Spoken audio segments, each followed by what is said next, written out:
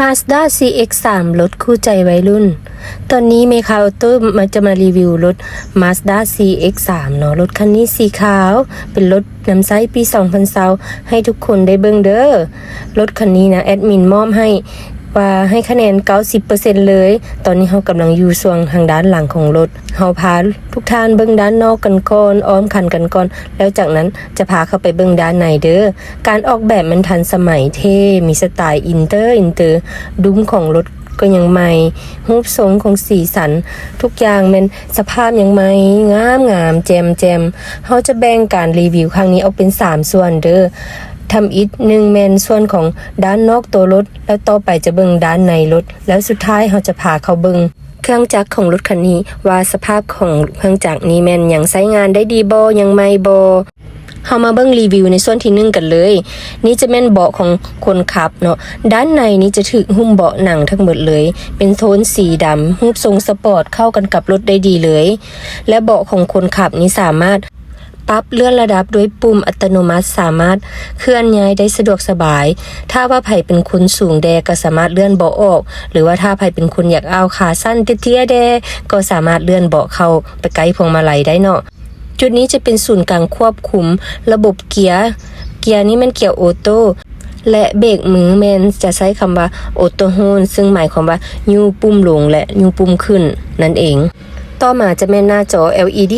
ที่สามารถใช้ร่วมกันกับปุ่มหมุนที่ว่าอยู่ด้านลุ่มเนาะเราจะต้องใช้คู่กัน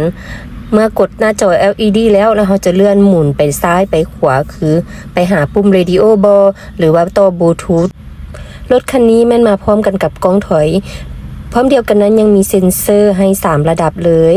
เฮ็ดให้เราสามารถแนมเบิ่งเห็นสิ่งกีดขวางอยู่ด้านหลังรถสะดวกสบายหมดกังวลเวลาถอยรถเดี๋ยวจักหน่อยเราพาทุกคนเข้าไปเบิ่งเบาะนั่งของผู้โดยสารอยู่ด้านหลังรถเลยด้านหลังรถนี้แม่นสามารถนั่งกันได้3คนกว้างขวางสภาพของเบาะก็ยังใหม่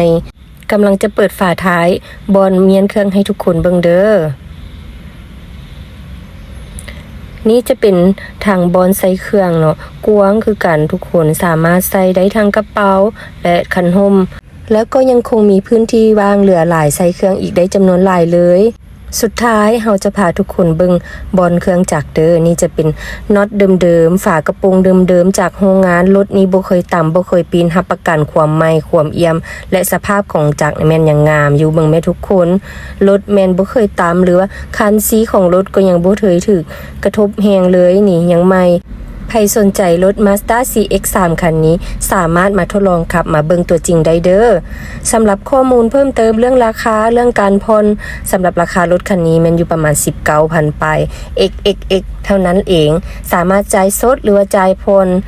ท่านใดสนใจสามารถนัดเบิ่งรถตัวจริงตามเบอร์โทรที่อยู่หน้าโปรไฟล์หรือว่าไปเบิ่งข้อมูลเพิ่มเติมอยู่แอปสีฟ้าชื่อว่าเมคาออโต้ขอบใจทุกคนที่ติดตามเบิ่งคลิปนี้จนจบขอให้ทุกคนมีแต่ความสุขและความโชคดีลาก่อนบ๊ายบาย